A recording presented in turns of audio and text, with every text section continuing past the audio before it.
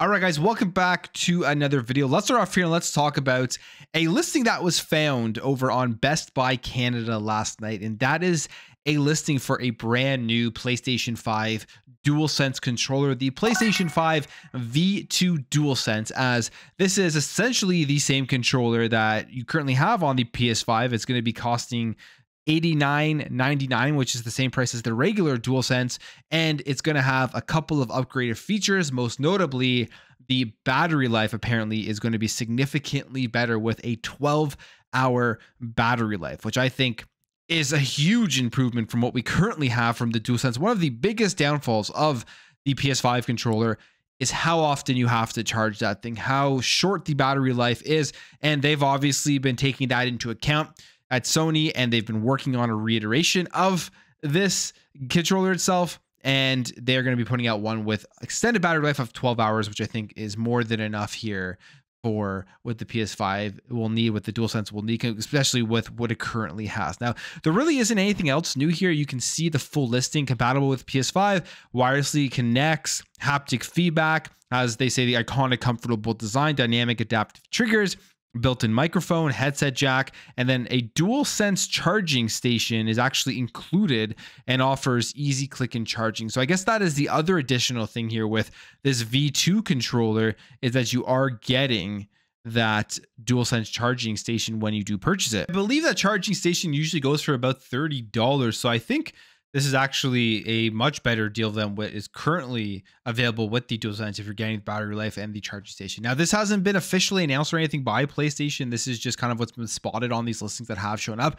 I'm guessing this will be showing up at some point where PlayStation will make an announcement. It makes you ask the question, are they going to announce this just separately, or are they going to be finally having a PlayStation showcase? There's been rumors going around now for a while that PlayStation has a secret showcase that we are supposed to be getting, and I really hope that they have one, because I want to hear more about what's going on with their first party studios. I know I've been talking about this on the channel now for a while, where they just have no first party roadmap for 2024, and as somebody who has a PlayStation 5, I want to know what I'm going to potentially be playing. So I hope the showcase does happen, and maybe they will announce the controller there, or it will be just its own separate announcement. But as of right now, the only thing PlayStation is releasing first party are controllers and their plates for the different colors on the PS5 and the PS5 Slim. We'll see what happens next year in terms of the outlook and the roadmap for PlayStation. Now, when it comes to mobile gaming, this is something we talked about a lot last year, just because of the whole Xbox ABK deal. And Phil Spencer continuously telling people that this purchase was not for Call of Duty, it was for expanding out into mobile, particularly wanting to be able to compete with Apple and Google on the mobile front, and maybe making their own Xbox mobile store, so you don't have to only choose from the Google Play Store or from the Apple iOS store. And it makes complete sense, because if you look at the gaming market, the market that has the most room for growth and that has been growing the fastest has been mobile gaming. And there's some more research here just going over how big this thing is going to be by 2032. It says here, it has been revealed through meticulous research published by the Allied Market Research Team that the mobile gaming market's overall value could hit a staggering high of $270 billion by 2032. Now, that is a massive number. It has a compound annual growth rate of 11%, which it's almost reaching that $300 billion dollar range 10 years later. As of right now in 2022, which is the last number I believe we have from here, is that the mobile gaming industry generated a whopping $90.6 billion. So it's going all the way up to 270, almost $300 billion in just 10 years. And it's very eye-opening as to the gaming industry and the strategy and how the industry is just completely changing. It's no more about console exclusivity. It's about getting games into people's hands, no matter how they want to play. And the easiest way to do that is going to be through mobile gaming in the future, whether that is through the cloud or whether that is through actually having people be able to play AAA games on their mobile devices. I mean, we've already started to see that evolution with the latest iPhone being able to play AAA games like Resident Evil. And obviously the experience is not going to be as good as if you have a PC or you have a console and you're downloading it natively on that box specifically for gaming. But that technology is going to continue to advance. And I think we're going to get to a point in the next 10 years where you're going to be able to play these games on your phone, and it's going to be essentially a good AAA experience. And Xbox knows this. PlayStation knows this too. They've just been way slower to the punch here when trying to get into more hands of mobile gamers. And you can see that they are going to be doing that going forward. I mean, they have PlayStation Mobile, and they're going to be expanding out their cloud gaming, which is because they want to get into more people's hands. So it's going to be a very interesting time. I know for me personally, like, I'm not excited about mobile gaming. I don't care about mobile game. I don't play mobile games. It's going to be sad for the people who have been playing games via their consoles for years and years and years when those things do go away, because I think it is inevitable. I think the console market is going to eventually go away. Maybe not next generation, but the generation after that. And it will be a time for a lot of gamers out there like myself who has been playing games since the 90s, that you're going to have to make a decision as to how you want to experience your games going forward. So it'll be interesting to see how that all does play out. Now, one of the consoles that definitely isn't going away anytime soon, though, is the Nintendo Switch, or the Nintendo Switch 2, which potentially is going to be releasing this year. We've been talking about this quite a bit on the channel recently because I'm pretty excited for the Switch 2. I want to see what Nintendo has in store, how they're going to come in and disrupt the current market. We've seen some of the specs come out, and although the console itself isn't going to be anywhere near a powerhouse, it's not going to be more powerful or even on the same level of power as the Xbox Series X or the PlayStation 5, it is still going to come in here. It's going to be improvements over the last Nintendo Switch, and it's going to sell like crazy because they have now captured a huge market with the current Nintendo Switch, with that mobile gaming side of things, as well as taking it and being able to switch between the console experience and the handheld experience. And the Switch 2 potentially got leaked here in terms of when it's going to be releasing, as this comes via Altic Lansing, who is a maker of speakers and headphones. They were founded in 1927. And this is actually very cool. If you've ever used Game Shark back in the day, where it gave you cheats and everything to be able to get through every game, it was a pretty neat device. They announced that it had secured the license to revive classic gaming cheat software Game Shark, which is now going to be known as AI Shark. And they said here the official launch of AI Shark is planned to coincide with the Nintendo Switch 2 in September of 2024. Essentially, I think telling people that Nintendo has reached out to these major companies and they've told them when they plan to release the Nintendo Switch 2. Now, they did backpedal, and they said they were just guessing about the release window, but that's kind of hard to believe here. They're very specific with September 2024. And if you do sit back and think about it, I'm not thinking they're going to go ahead and release it in March, which was my first prediction way back when all these rumors started coming out.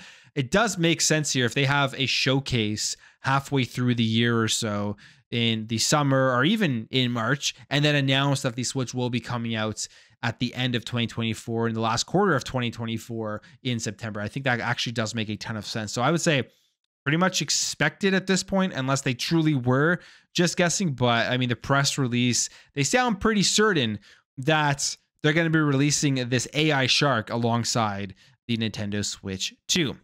Now let's talk about SEGA Classics, because at the Game Awards, I would say one of my most favorite announcements that we got at the Game Awards was SEGA reviving these older games, remaking these games, brand new looks and brand new experiences for some of the best SEGA games from their older platforms and their older consoles. And on that list of games is a game I absolutely love, Jet Set Radio. There was Crazy Taxi, there was Shinobi, and many other games in there that they didn't have. There were 5 games actually in total, like Golden Axe as well, Streets of Rage. And I mean, they came out, they announced them. I was blown away, did not expect it. And then they also said that there was going to be more games that they will be adding to this, because I was at the very end of the trailer. So I have people wondering which games are going to be more and when will we hear about that? Well, we may now know what those next SEGA Classic games are going to be.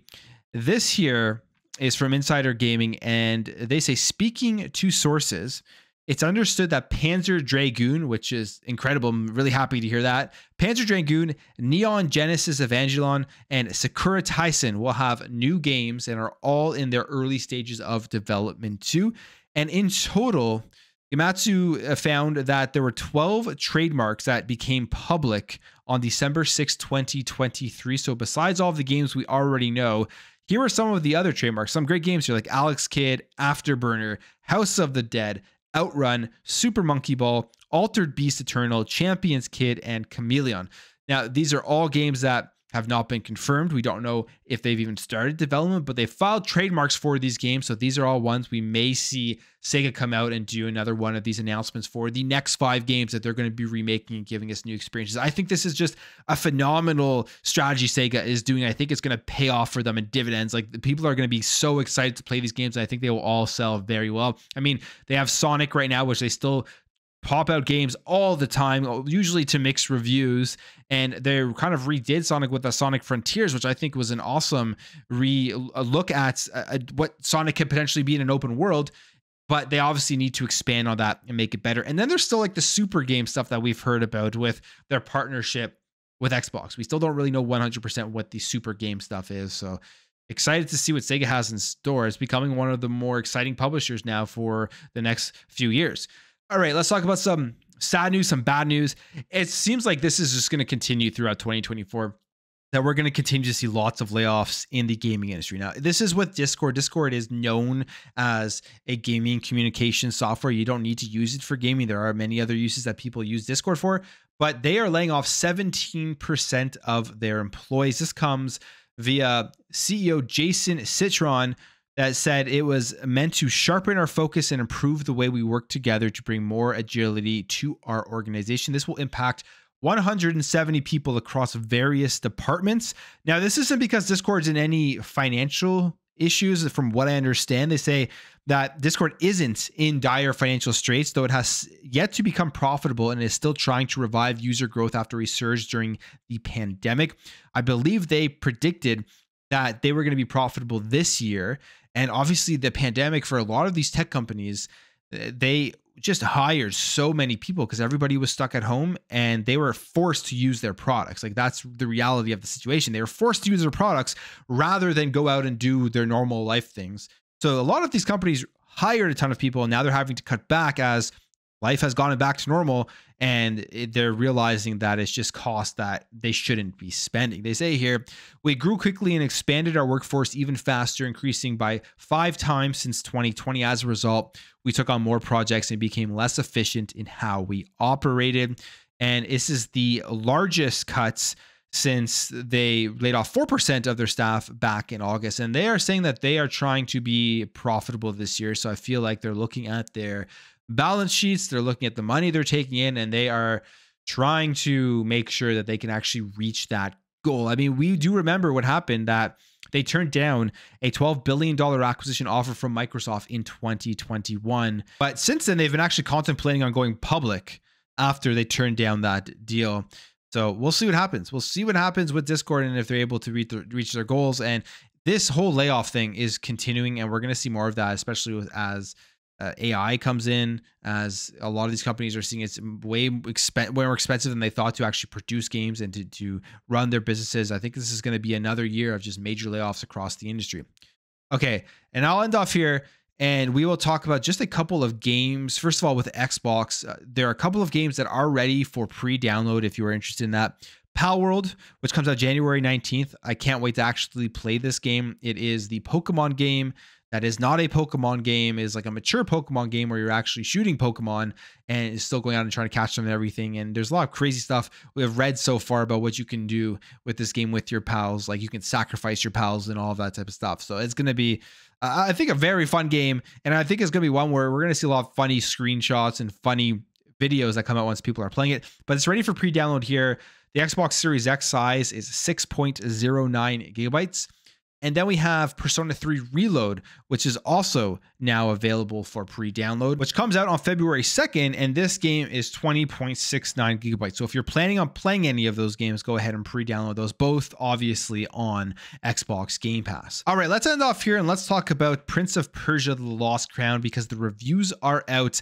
And I am not surprised by how good these reviews are, but I am very excited that they are. As you can see here, it is sitting at an 87 on Metacritic and getting 9.5s to 8s to 8.5s and 9s all across the board. Pretty much unanimous here that this is a very good game and a very strong start to 2024. It is a Metroidvania action platformer. If you haven't seen the gameplay, go check it out. But this is an interesting game to me for a couple of reasons. First of all, when they first showed it off, I was on the side that I was extremely excited. I thought the game looked great. I was very positive on what Ubisoft did show off. And then I go onto social media, which happens a lot after you're excited about something. You go onto social media and your excitement kind of gets held back a little bit because people are bashing it and you're wondering if they saw the same thing as you. But a lot of people were bashing it. And there's two reasons, I think. One, because they wanted the 3D Prince of Persia, and that's not what's being delivered here. We're still waiting on the Prince of Persia remake. So people, I think, were just generally pissed off and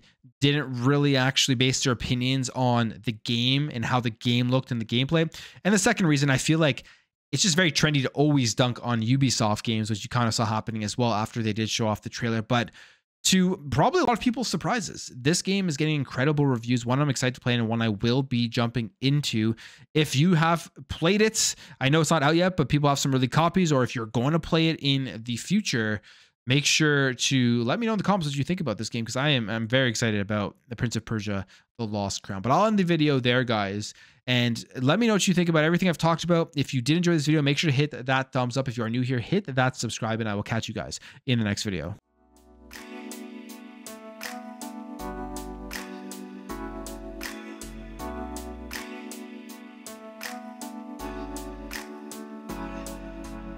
We'll be right back.